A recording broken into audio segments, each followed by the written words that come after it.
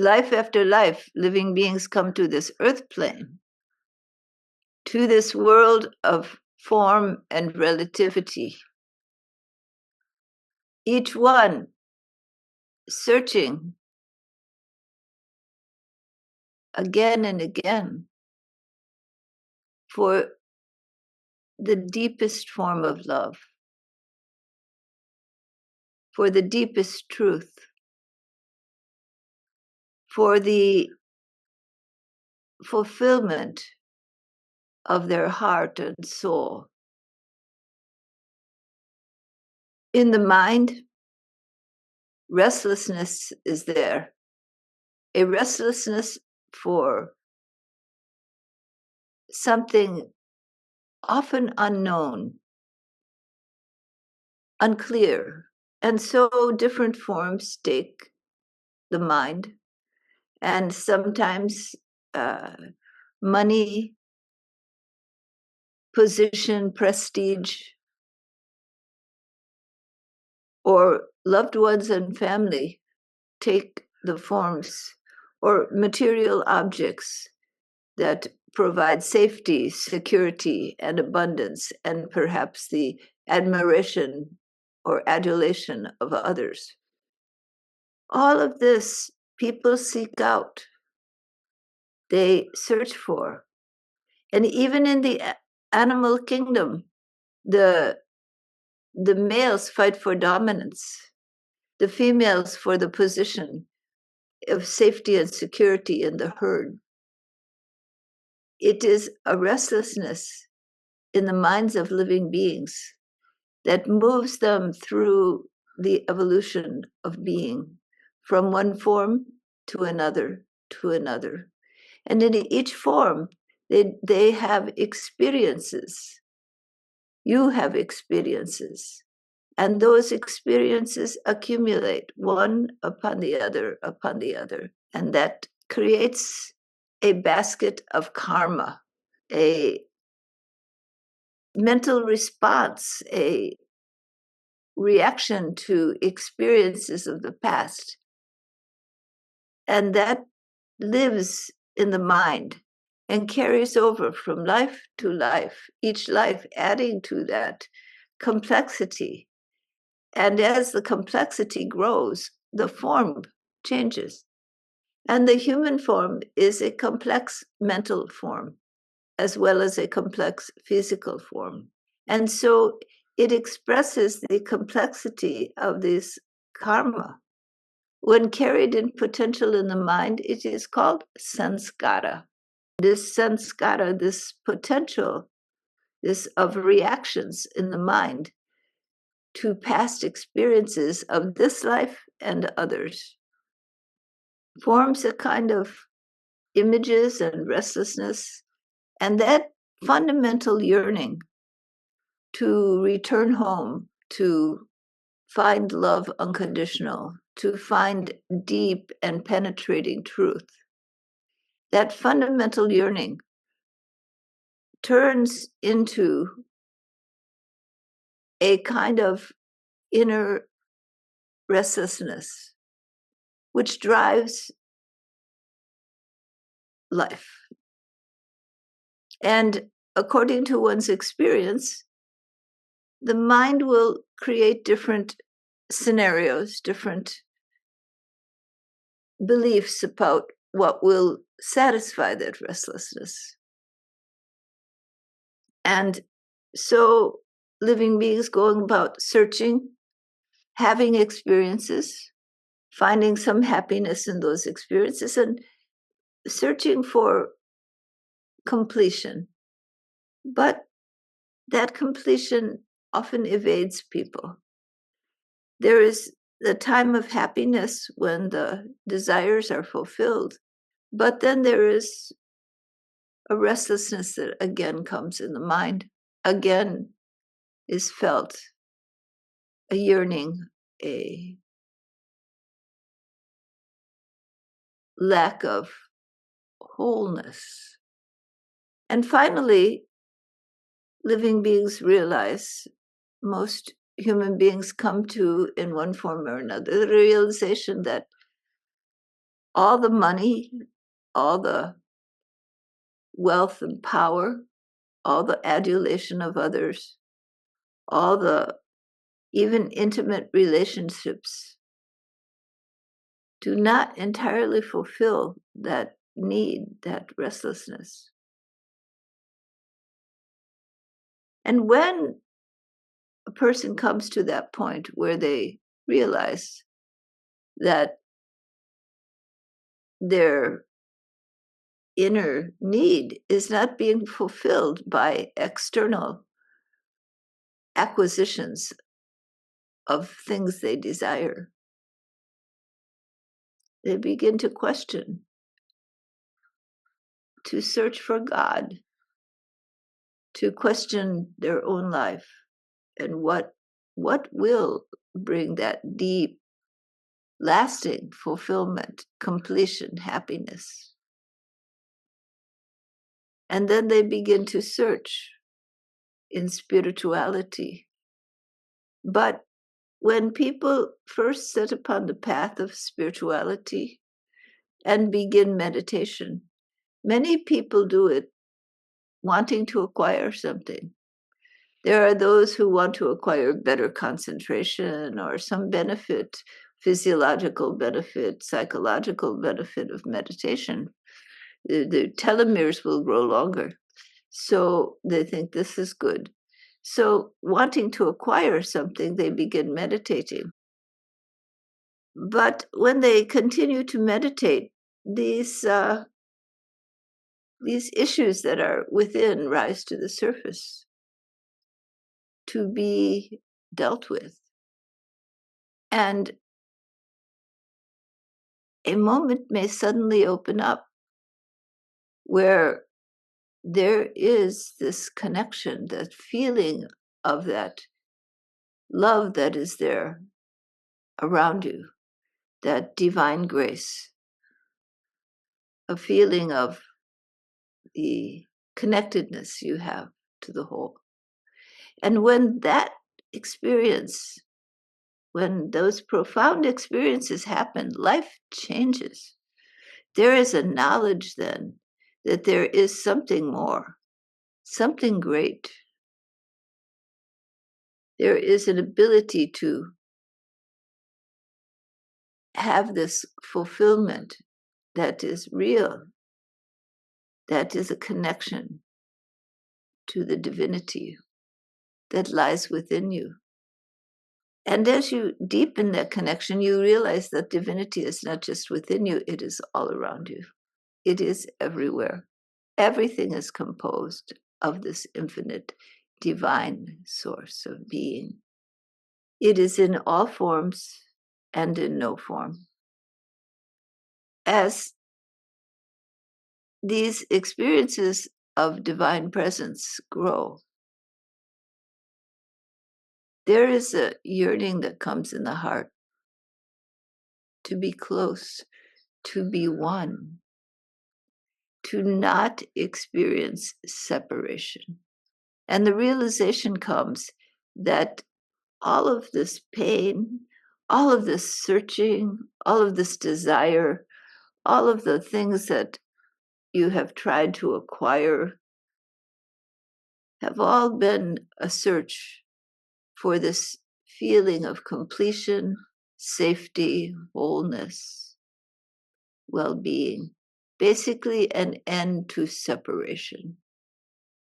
In the core of all of that need is a fundamental feeling of separateness. And that feeling, that knowledge comes from identity with the body and mind, with form, consciousness, your aware self, the one who knows that you exist, that knower self, that aware self, has searched in form, melded into form, into the senses, into experience, into thoughts, to find lasting happiness. But what has happened is that in this merger with form comes a sense of separateness. There is other and me. That I am embodied in this form, in this mind, in these thoughts, and that is separate from you and all others. That feeling comes. And those ancient yogis, those men and women who searched deeply to understand the nature of truth, found that this feeling of separation that comes from identity with the senses, with the body, with the thoughts in the mind, that sense of separateness is a dream, an illusion, a misunderstanding. The original definition of sin is a misunderstanding, taking the real for the unreal, taking that which is pain to be pleasure. In the fundamental feeling of separateness that comes from this identity with form, comes the pain of separateness. And from that, the fears, the feeling of lack of safety, the need for love, the feeling that you are not complete and you must have whatever your mind defines it as in order to be fulfilled. And naturally, in this world of form, life comes and goes, and there are losses of loved ones, losses of position. Things change, losses of friends and family. Things change, and human beings deal with loss.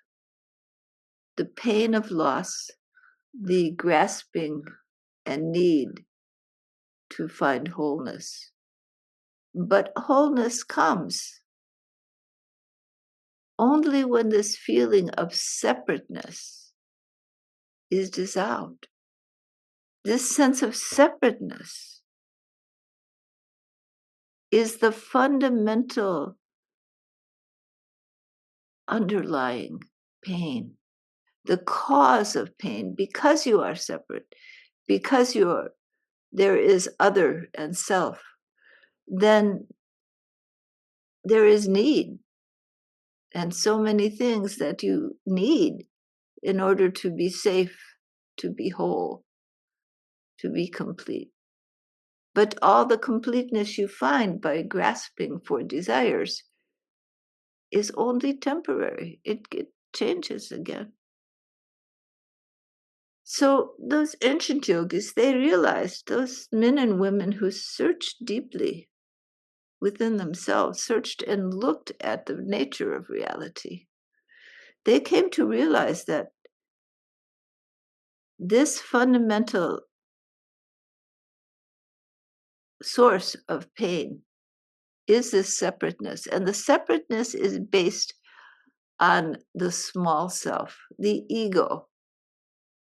Ego meaning, in this sense, the identity with limitation, the identity with separation, the identity with a small person who lives in a body and experiences the world through the senses.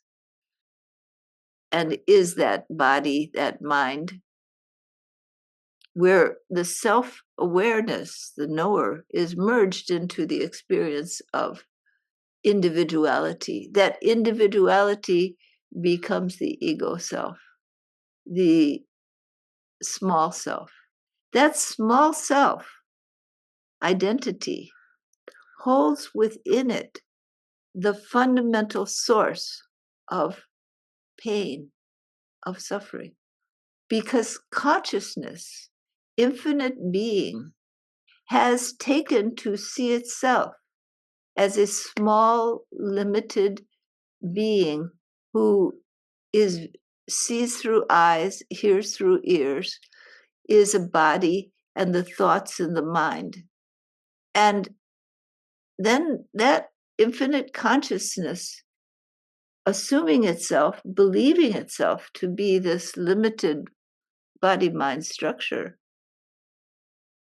realizes one day it will die. Oh my goodness, that's very frightening. And that all the things that it holds on to be safe, they slide through the fingers eventually. They fall away. So in its separateness, reaching out in desire for this, desire for that, need for this, need for that, there is always ultimately a failure, because eventually the whole structure will die. So those ancient yogis realized this is a dilemma, and it doesn't have a simple answer in just trying to achieve safety, achieve love, achieve well-being. It doesn't work.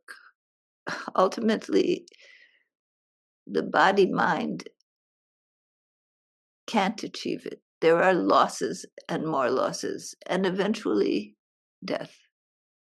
And so these yogis, having their fair share of these losses, realize that what is the source of this suffering? It is this separation, this identity of self with this limitations. And then they saw, by looking very deeply with inner eye of wisdom, that this separation is a dream caused by identity of the consciousness, the knower self, the awareness with form. But that aware beingness is vast. And by looking within, these yogis discovered the deeper self, the real self, which is this pure beingness, pure consciousness that does not degenerate, that does not depend on body and mind and senses, that is, in fact, is in all forms. And they discovered through their own inner experience of letting go, of trying to achieve this happiness through form. But by surrender and letting go in deep states of being, they discovered that that sense of self dissolves into a larger sense of being, a larger sense of self, the true self. That is the self of all beings. There is no difference between the true self of you, the Atman, and the self of all beings, the Paramatma. They are one and the same, of the same unlimited consciousness. And as mind grows in magnitude and wisdom develops, the realization comes, all forms exist within the one cosmic existence, within the one eternal one. The stars and the heavens, the multitude of living beings, both in this planet and in all the other solar systems of the universe and beyond. All is within the mind of the infinite. And that infinite consciousness, that is the knower of all that is, in which all that is is the creative expression of this infinite consciousness. Lying within that consciousness, the creative expression of manifestation has emerged and evolved. So the ancient yogis realized that they were not separate in the body-mind, that was an assumption of an ego self, asmita, the ego self, the jiva, the individual, assumption, a belief that that's separate from the whole, when it is a part of the whole, but just a part, a fleeting moment in time and space. The yogis going deep within, letting go into this infinite self, saw the vastness of the universe, the vastness of being, and realized they are like the drop of water being dropped into the sea. There is no separate self, only the ocean itself, because the drop melts into the sea and is inseparable from the sea itself. So you, that which you have defined as you, recalling all of your experience and identity, are like that drop of water. And as long as you identify with your individualness of the drop, you are separate. And when you are separate, there is the pain of separation, the need to grasp, and the fear of losing. And you are in the cycle of pain. When there is a letting go of this separate identity and a flowing into, dissolving into eternal being, the realization comes that you are not separate, that was merely a false assumption, a belief based in identity of consciousness with the body-mind experience, but that you are like the drop of water immersed in the sea, unmoving,